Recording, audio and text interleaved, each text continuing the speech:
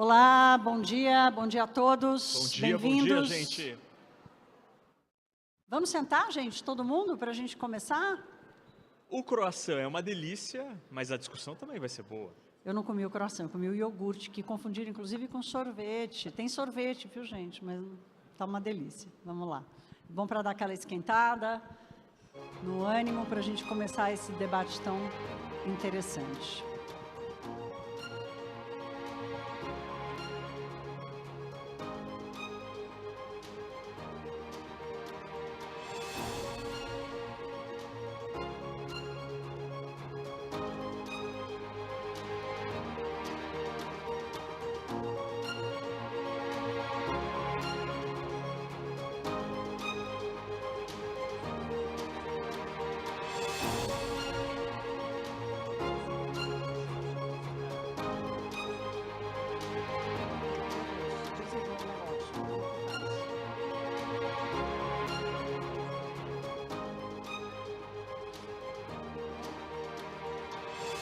Então, vamos dar início aqui oficialmente a esse nosso encontro, mais um CNN Talks, essa iniciativa da CNN, com tantos setores da economia para a gente debater os assuntos mais importantes do nosso país, em todas as regiões do Brasil.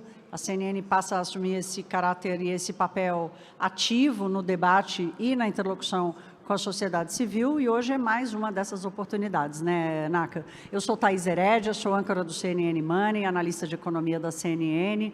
Tenho a honra aqui de dividir não só este palco, mas a minha vida profissional com este senhor aqui ao meu lado, que vai se apresentar. E eu sou Fernando Nakagawa, sou amigo de Thaís Herédia, também sou jornalista âncora do CNN Money e analista de economia da CNN. E é um prazer estar aqui com vocês, especialmente nesse edifício belíssimo e importantíssimo para a economia brasileira, para a cidade de São Paulo, para as nossas carreiras e que tenho certeza também será muito importante para o futuro das nossas cidades e para a revitalização do centro de São Paulo.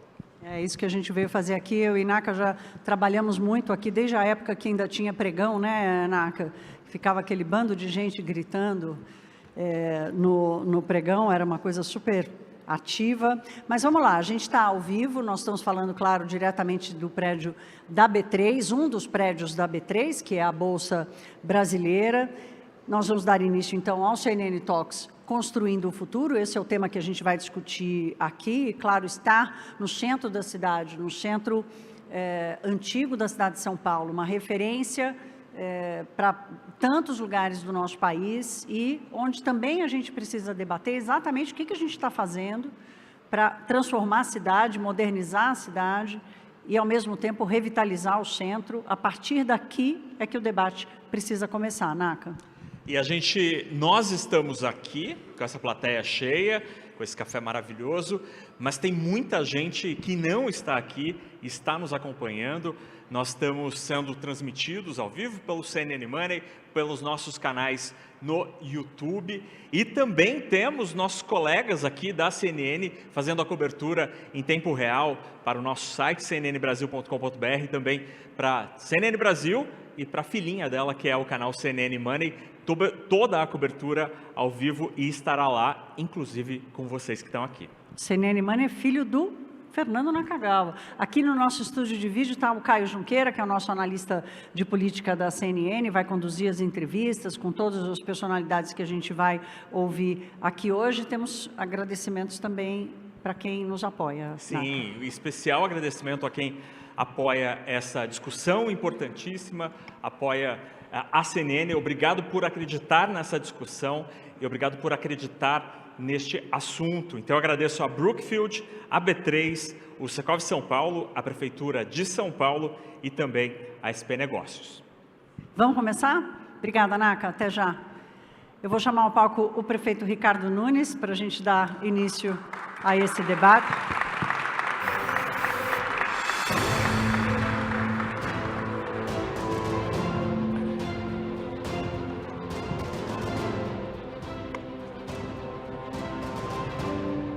Bem-vindo, prefeito. Que bom contar com a sua presença aqui hoje. Obrigado, Thaís. Um abraço para o Fernando, cada um dos presentes aqui. Uma alegria poder estar aqui e falar de futuro, né? Acho que é o que nossa cidade precisa, o nosso país precisa, falar de futuro, então parabéns pela iniciativa. Eu estou com umas fichinhas aqui para citar algumas pessoas. Eu não vou falar porque eu estou vendo muitos amigos, muita gente aqui conhecida, eu vou deixar alguém de comentar, mas deixar um abraço para todos e, em nome de João Camargo, cumprimentar todos da CNN pela iniciativa. Que bom, obrigada, prefeito. Então, vamos lá. Eu acho que a gente pode começar lhe ouvindo sobre qual é o momento da cidade de São Paulo nesse desafio da transformação urbana, da modernização e, ao mesmo tempo, da revitalização desse lugar que a gente está do centro da cidade. Olha, Thaís, eu queria começar falando de uma lei que esse ano completou 25 anos, que é a Lei da Responsabilidade Fiscal. Algo que a cidade de São Paulo está dando exemplo para o nosso país, que está indo, infelizmente, numa contramão, e com uma gestão de muita responsabilidade fiscal, a gente teve que tomar alguns remédios, muitos deles não tão doces, alguns um pouco amargos, e que resultaram numa capacidade financeira da cidade hoje, que chegou no ápice, que é ser classificado como AAA na FIT, que é a agência internacional que classifica os países, estados e municípios sobre a sua questão financeira. Quando a gente vai para AAA na FIT, a gente consegue ajustar e fazer aquilo que a cidade necessita para pensar no futuro, batendo recorde de investimento, valorizando os seus colaboradores, com muitos projetos caminhando. Então, a gente, ano passado, fizemos 18 bilhões de investimento, no ano retrasado fizemos 16 bilhões, em 2022 fizemos 14 bilhões, para a gente ter uma ideia, o maior investimento que São Paulo já teve fora esses anos foi 2020, de 4,1 bilhões de reais.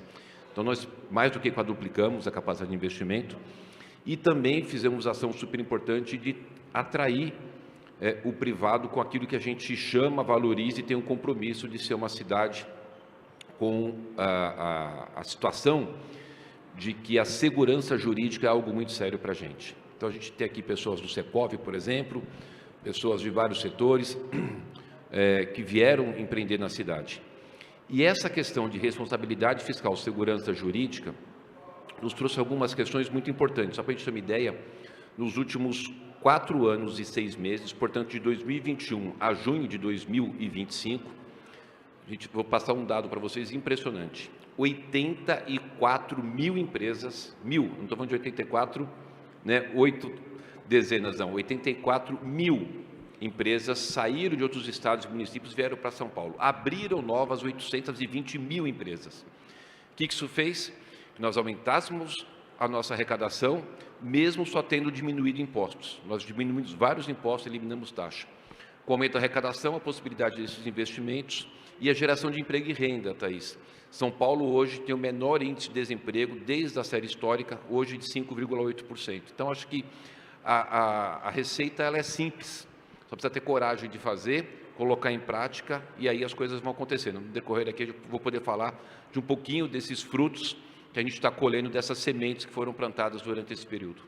Agora, prefeito, o centro de São Paulo, já passou por várias reformas e vários momentos e a gente se empolga aí, depois volta um pouco, o centro não consegue ganhar aquela força da revitalização que todo mundo espera, Todo mundo que vive em São Paulo quer frequentar o centro da cidade. Isso eu acho que não tem ninguém que venha aqui que não se encante, que não queira viver mais o centro de São Paulo. Então, falando especificamente dessa região, em que pé que está o processo de revitalização, por exemplo, dessas 84 mil empresas, como é que está a procura de empresas e de negócios aqui para essa região? Em vez das empresas irem embora, elas virem para o centro da cidade.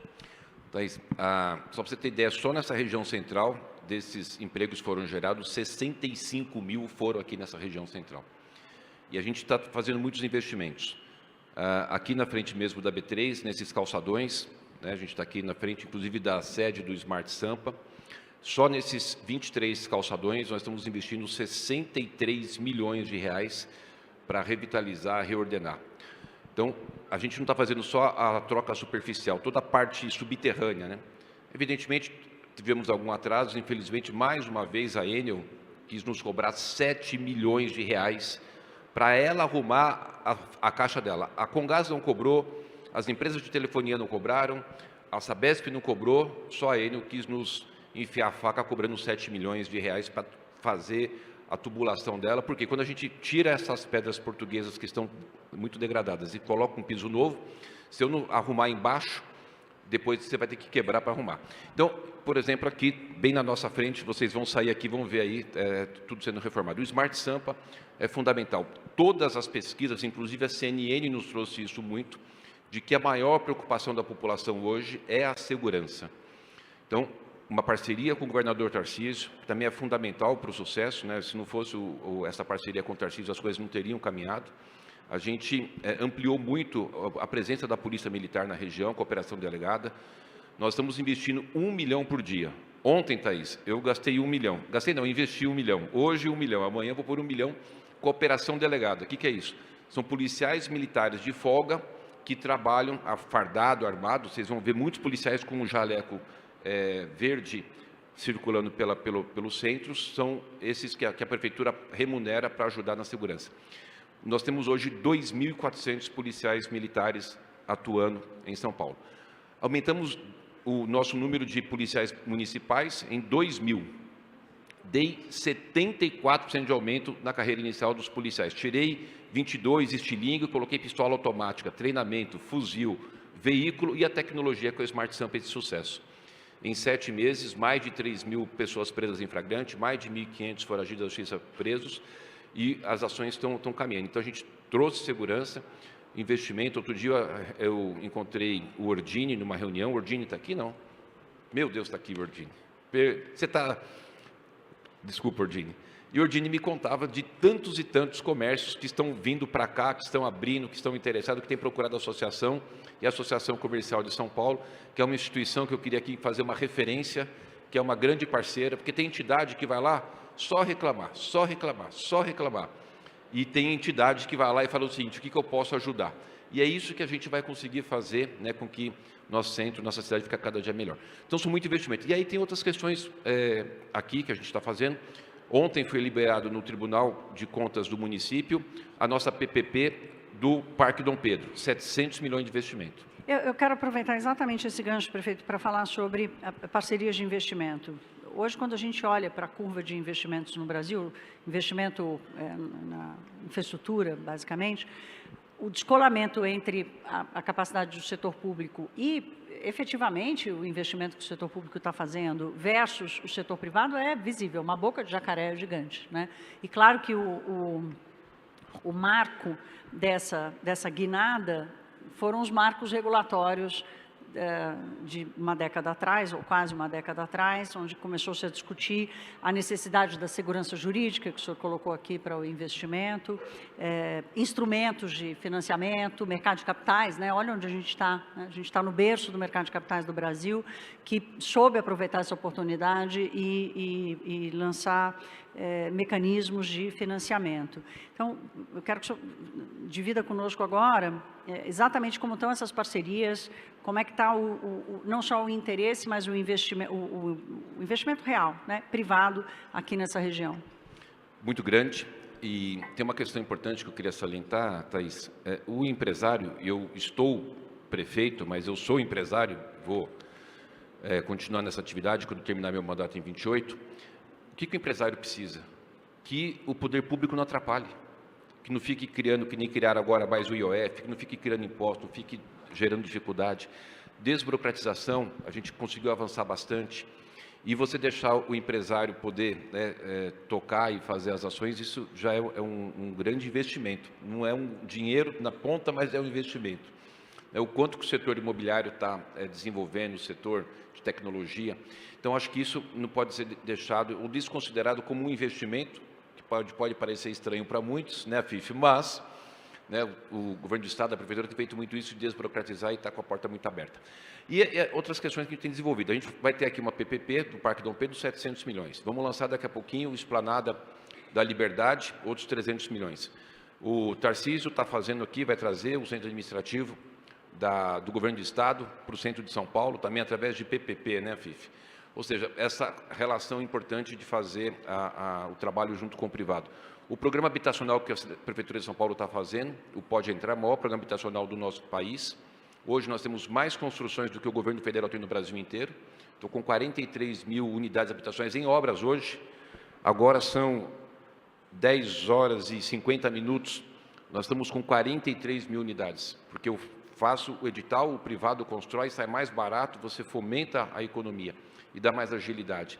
As ações que a gente está desenvolvendo aqui, que a gente vai trazer, por exemplo, o que a gente chama de Bonde de São Paulo, fazer aqui o nosso VLT do centro.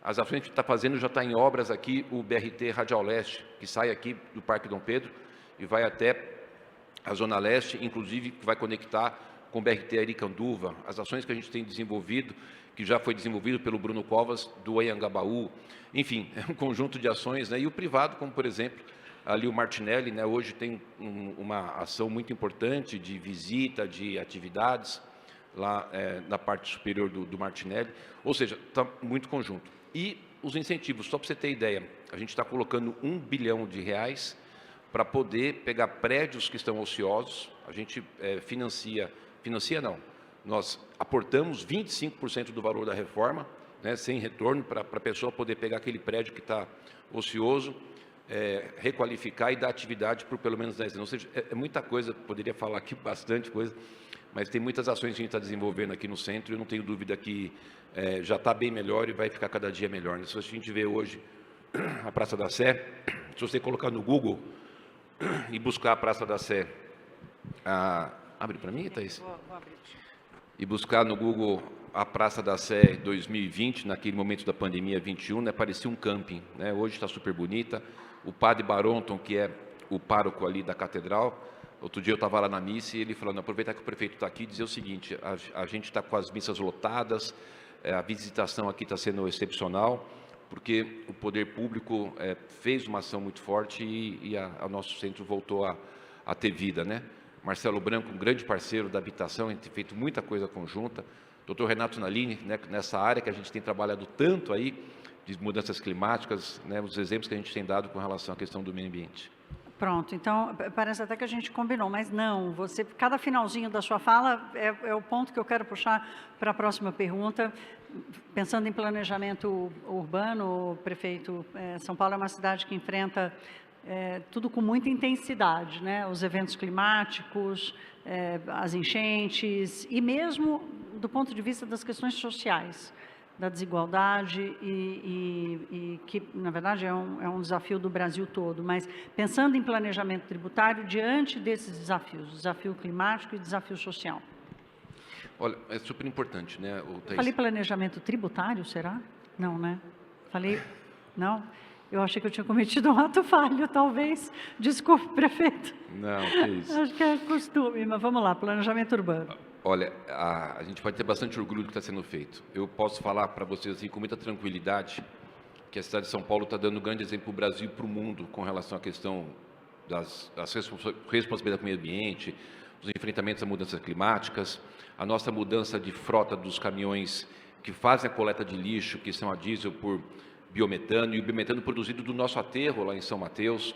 Um caminhão de lixo a diesel, ele consome 35 mil litros de óleo diesel por ano. Então a gente tira esse caminhão a diesel, traz um caminhão movido a biometano que emite 95% a menos de CO2, de óxido de carbono, e o biometano produzido do aterro.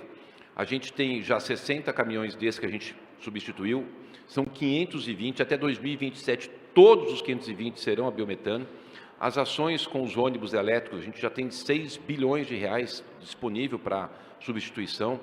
Né? Se você imaginar, quando você vê um ônibus elétrico andando, e vocês vão ver muito por aqui, vocês vão estar vendo verdadeiramente 6.400 árvores andando. Quando você vê um ônibus elétrico passando, é como se você estivesse vendo uma floresta caminhando. 6.400 árvores por ano é o que representa um ônibus elétrico.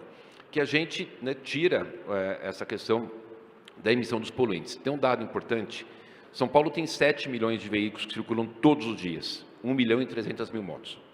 64% da emissão de dióxido de carbono da cidade de São Paulo é proveniente dessa frota.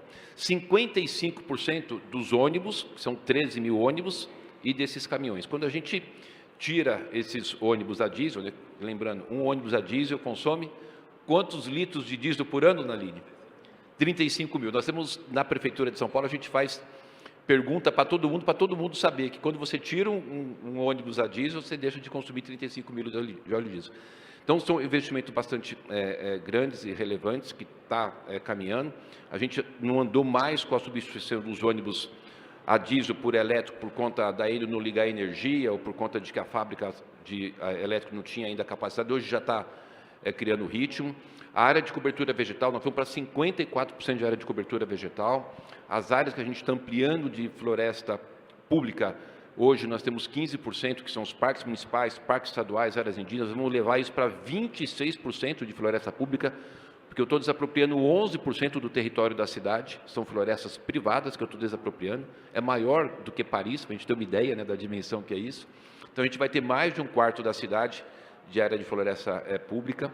E uma ação muito importante, que eu acho que foi muito acertado do Tarcísio, que aconteceu aqui, que foi a questão da Sabesp, com 68 bilhões de investimento, aonde desses 68, 28 bilhões serão investidos na cidade.